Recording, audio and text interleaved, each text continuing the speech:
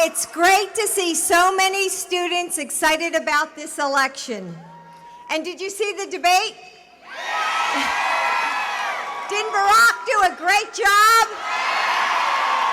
Well, Barack had his win against McCain, and today your college is going to have its, with Coach Taylor, is going to have its 200th win at the game today.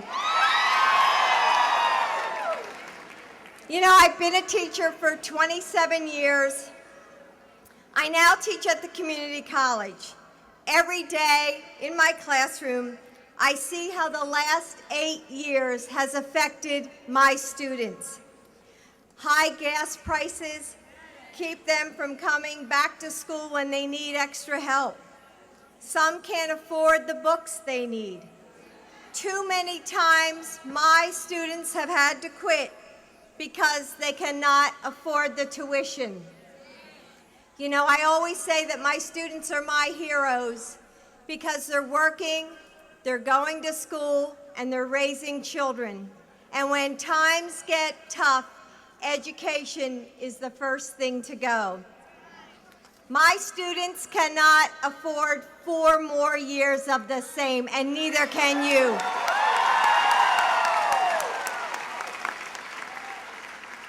That's why we need the change that Barack Obama and Joe Biden will bring to this country.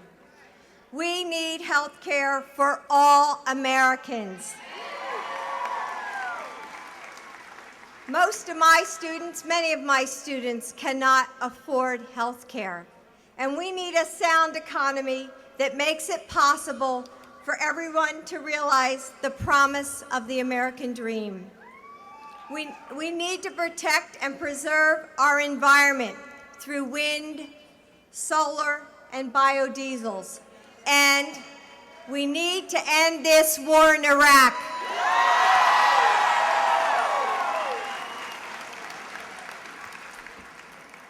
You know, I think we have a good team, not just Joe and Barack, not just me and Michelle, but all of our families, our moms, our brothers, our sisters, our children, my grandchildren, all of us. We're all working together for you and your families. And speaking of team, I want to talk a little bit about the team that you will next see in the White House.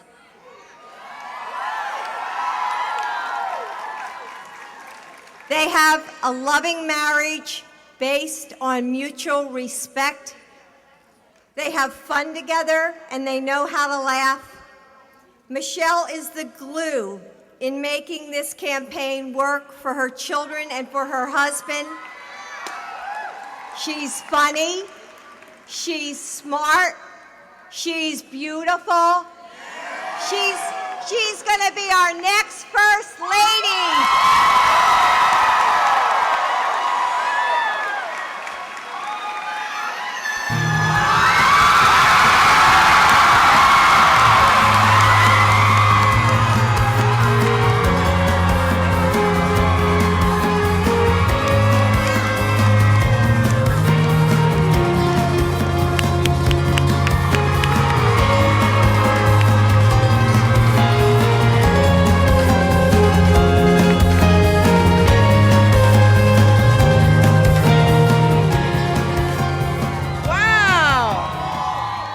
First of all, my dear friend and partner on this journey. She said some kind words about me, but let me tell you, Joe Biden, and the Biden family are decent people. They are good people with good values. They are smart and funny and kind. And there won't be a better team in the White House than Barack Obama and Joe Biden. And I want to thank Jill for being the partner for me that she is. There is so much promise out here. The possibilities are endless. We are at a moment in our nation's history where we have an opportunity to rebuild not just our families and our communities, but potentially to rebuild this nation. And let me tell you something, for the last 19 months that Barack and I have been on this journey, it has been truly amazing.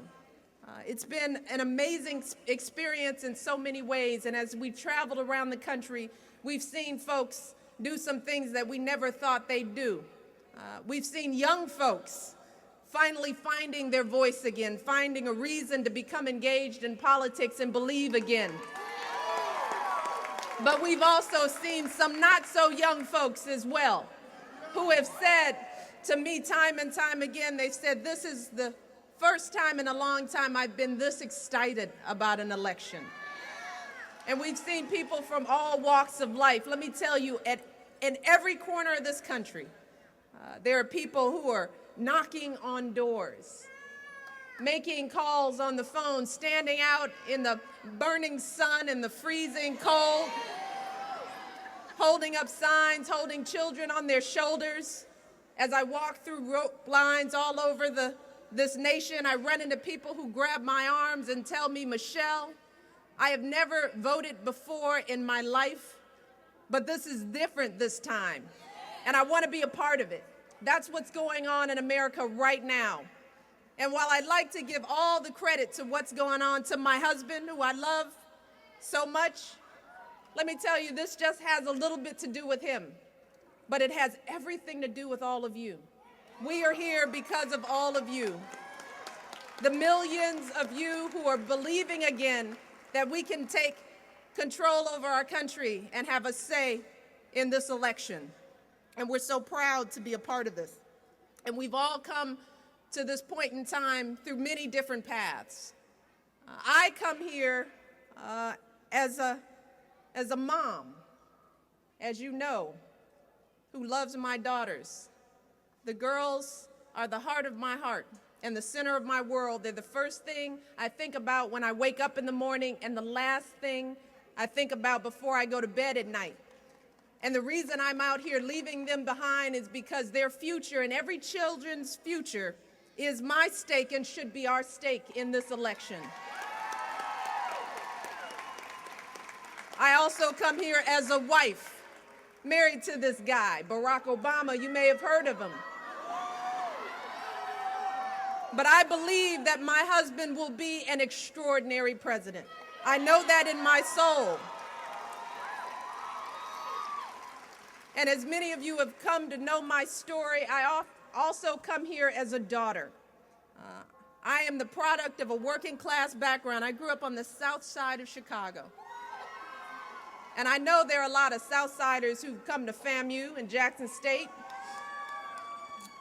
But I didn't grow up with a whole lot. My father was a working class man. He worked as a shift worker his entire life. He contracted multiple sclerosis in the prime of his life. He went from being a boxer, a swimmer, to someone who couldn't walk without the assistance of a cane. And as the disease made it harder for my father to get up in the morning and put on his clothes and get to work, the one thing I remember most about my father that I share as I travel around the country is that my father was the kind of man who never complained. He never talked about what he couldn't do. He never expressed doubt. When things got harder, my father just worked a little harder, got up a little earlier. And I know that so many of us come from households like that, from families like that, where we've seen the people that we love give up everything of themselves so that we could have just a little bit more. And it's thanks to the faith of my parents and the hard work of my father that my brother and I were able to go to college and achieve dreams that no one could imagine. So for me, the issues at stake in this election, and there's so many, whether we're going to be able to address this economic crisis, whether we're going to be able to help families like mine, working families, achieve some level of success, whether we're going to be able to fix a broken healthcare system that is bankrupting so many, whether we're going to be able to make sure that every child in this nation gets an education and has a chance to come to an institution like this and achieve their dreams, that these issues are not just political issues. These issues are personal. They're personal for me, and I know they're personal for every single one of you. That's why we're all so pumped up and fired up and ready to go. This is personal. And I know everyone here feels just how personal this is. We're feeling it every day, all of us. We're feeling it every time we go to try to fill up the gas tank and the prices keep going up. We feel it every time we go to buy groceries and our dollar's just not going as far as we'd like. When we'd like to buy a gallon of milk, but all we can afford is a gallon of juice. We feel it when we need to go to the doctor, know something is wrong. There's a pain, there's a lump, there's something going on, but we put off that doctor's appointment because the copay is too high, or we don't have insurance at all. We feel it, students, when we figure out how we're going to pay for this wonderful college education that we're getting, how we're going to manage our student loans. We feel it every day. Will we have jobs when we graduate? Can we save for our retirement? Will we have health care? And all of us who have children, we feel it every night when we tuck our kids into bed. And we worry about what kind of future they're going to have, what kind of country we're going to turn over to the next generation. This is personal. So now the people in Washington have been talking about these issues for so long. They've been talking about it, but we all know that there just hasn't been as much progress as there should be on these issues. See, and the question that we have to ask ourselves is, isn't it time that we have new solutions? Isn't it time that we put the old ways aside and reach for some new ideas? Isn't it time? Shouldn't we have leaders who understand the problems that we're facing and create policies that reflect our reality and reflect our values? Shouldn't we have leaders who get it? See, well, let me tell you something. Barack Obama and Joe Biden get it.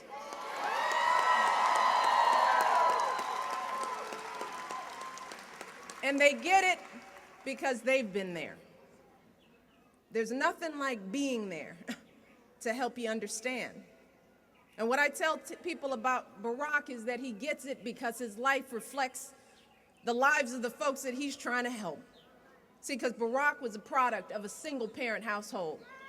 If you don't know by now, Barack's mother was 18 years old when she had him. She was a teenage mother, single, trying to take care of him and his sister and still get her PhD and show him that even when life hits you hard, that you keep going and you don't let anybody set limits on your dreams.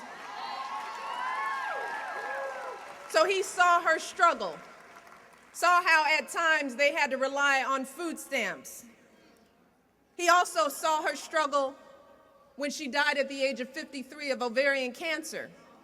See, like many Americans, Barack's mother, instead of worrying about how she would get well, had to worry about whether the insurance company would cover her illness because they said that cancer was a pre-existing condition.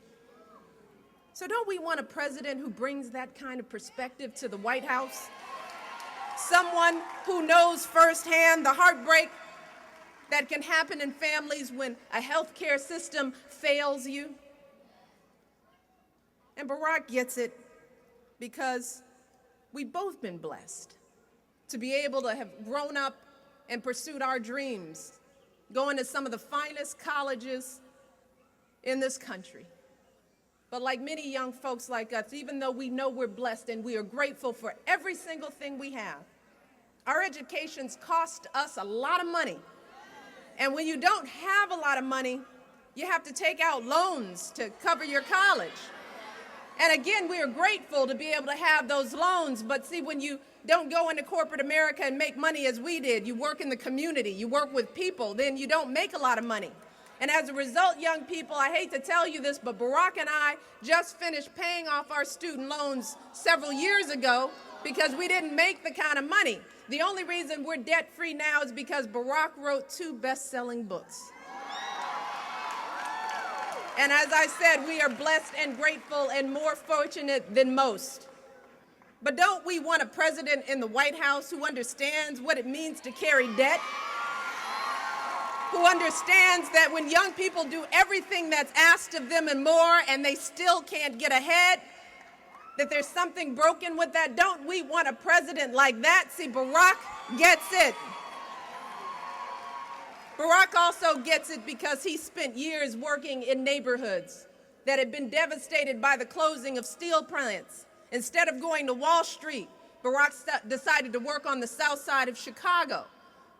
See, 20 years ago, before we've seen this economic downturn hit Wall Street, it was already working on Main Street decades ago.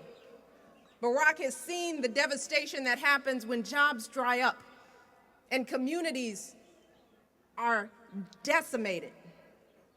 Schools crumble. Men can't find work. Everybody in the household is working. Barack spent years working in those communities, creating job training programs, creating daycare for mothers who had to go out and work. And I say, don't we want a president in the White House who brings this kind of perspective and training? Don't we need this kind of understanding? Let me tell you, Barack gets it in ways that many of these candidates do not. Barack understands that the American people aren't asking for much. They don't want Washington to solve all their problems. They just want a Washington that understands that the problems that they're facing are real. They just want a Washington that's not standing in their way. They just want a Washington, as Barack understands, that stops talking a good game about family values and actually starts creating policies that value families. That's the kind of president that Barack Obama will be. So I know y'all saw the debate. Didn't Barack do a terrific job? This is the kind of man that we want in the White House. A man that understands that the past 8 years will not suffice for the next 4. And that's what we have to think about in this race. We've got a choice in this election. There is so much at stake. Do we hold on to the last 8 years, or do we grasp another 4 years of possibility? And as you look at the candidates and you look at their positions, for me, the choice couldn't be more clear. There's only one candidate and one team who understands what we need to do. There's only one team in this race who's offering the kind of change that we need right now. There's only one team in this race who's talking about building their economic plan to support the middle class, making sure that 95% of Americans receive a tax break, and instead of rewarding companies who are shipping jobs overseas, that we reward those who are creating jobs right here at home. There's only one team who's talking about that. There's only one team who is even having a conversation about an insurance policy that will cover every American, so that no one has to worry about whether they can get seen because they have a pre-existing condition. There's only one team who's talking about that. There's only one team with a long-term energy plan for this nation who is talking about cutting out the quick fixes that don't make a difference and investing in renewable energy and cutting off our dependence on foreign oil so that we can hand our children over a planet that is safe and clean. There's only one team talking about that. There's only one team in this race who's even having a conversation about revitalizing our education system, investing billions to ensure that every single child in this nation, regardless of their race, their gender, their parents' political affiliation, the property taxes in the neighborhood that they live in, that every single child is worthy and deserving of a world-class education, complete with all the bells and whistles that all you students know you need to survive, things like computer and library and art and music and gym. These are the kind of things that every child should have access to. And there's only one team who is talking about ensuring that once we get these kids educated and they do everything that's asked of them and they decide, now I want to go to college, that they actually don't have to forego their dreams because they can't afford it. Let me tell you something, there is only one team who is talking about that. And as you heard in the debates last night, there's only one team who is talking about a responsible timeline for withdrawing our troops from Iraq.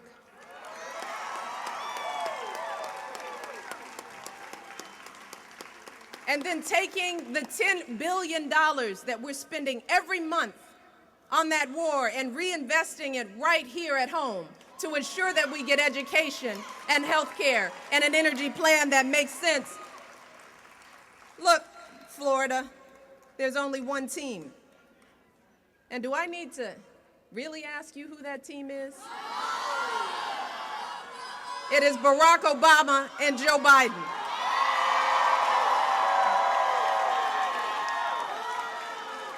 Their leadership is the change that we need right now. But let me tell you something. We've got a job to do first. Before we can get happy and cheer, Obama, change, yes we can, we have to do something first. We have to send them to the White House. They have to get there first. Let me tell you something, this won't be easy. And it was never going to be easy. It was never supposed to be easy. Barack and Joe are up against tough opponents who are going to fight hard with a lot of resources. So every day and every hour, every second counts. We're down to 39 days before folks go into the polling place to make this choice. 39 days. Now, on the one hand, I say, 39 days, great. Finally, this will be over. But on the other hand, I think 39 days, that's not a lot of time. And as today we honor National Service Action Day, because there are hundreds of thousands of people all around this country who are doing community service, who are planting trees and cleaning up play lots and building new playgrounds for kids and painting schools. That's happening all around the country. And I don't know if you know, national service is my heart. It is the career that I left law for. And I want to thank everyone here who is committed to service, who is volunteering, who belongs to an AmeriCorps program, who is doing something good for their community, whether you're doing it just today or whether you've devoted your life to it like Mallory and other students. That kind of service, that kind of action, that kind of engagement is what we need in this election, where we have to take that same mentality, that same energy, and refocus it on the next 39 days. See, because right here in the state of Florida, there are 600,000 African Americans only who are still not registered to vote. 600,000 still not registered to vote. And in Florida, the voter registration deadline is October the 6th. Now, see, we're on a college campus that is a model of voter registration, because it's my understanding that 100% of the students who are living on this campus at FAMU are registered to vote. And that is amazing.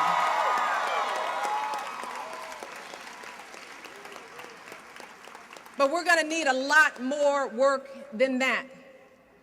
See, so what I want people to understand is that this is serious, and it is possible, and is within our control. Not just African Americans, but young people and women and older folks. You know people in your lives who are not registered, they're not focused, they don't think their vote will matter. Well, let me just tell you something. 600,000 votes can make and change the course of not just this election, but this country. You just imagine that in Florida, which is a swing state, and understand that many believe that so goes Florida, so goes the rest of the country. So people are going to watch what happens here. And if 600,000 people, or even a fraction of that number, had voted 4 years ago or 8 years ago, if those folks had registered and voted, just imagine what would our country look like today. Just think of the differences. So we have an opportunity right here and right now to change the course of this country. And it is up to you. That's where you come in. All of you. all of you who are within the sound of my voice, you have a chance to make change, but you can't if you're not registered. So we need you, first of all, to get registered. And Barack Obama has a wonderful campaign and a wonderful website, voteforchange.com. You can go online, you can find out whether you're registered, you can register, you can find out where your polling place is. Do that, go to that website. But if you're already registered and you've got that under control, then we need you to register other people. Because look, folks, even if you have your stuff together, you know 10, 20, 30 people in your life who do not. You know them. They're in your dorm room. They're living in your house. They're your friends, your family, your neighbors. They will register because you talk to them, because you reach out. You tell them about the importance of this election. You tell them that their vote will matter tremendously.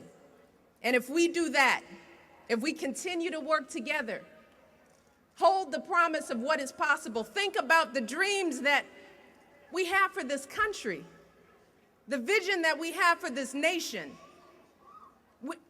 It's right within our grasp. This is our time right now. But we're going to need you with us every step of the way. Barack Obama needs you not just to win, but he's going to need you to lead. So, are you with me? Are you with Barack Obama and Joe Biden? I've got one last challenge for the folks on this campus to get things going. A special challenge for the students on this campus. We've got a huge voter registration drive. We're trying to get 2,500 students registered by October the 6th. So for the student here who registers the most students, I will personally get on the phone and call your parents, your grandparents, anybody in your life. I will call them on the phone and I will tell them what a wonderful student, what a wonderful support. I'm telling you, this offer is on the table, but you've got to register some voters.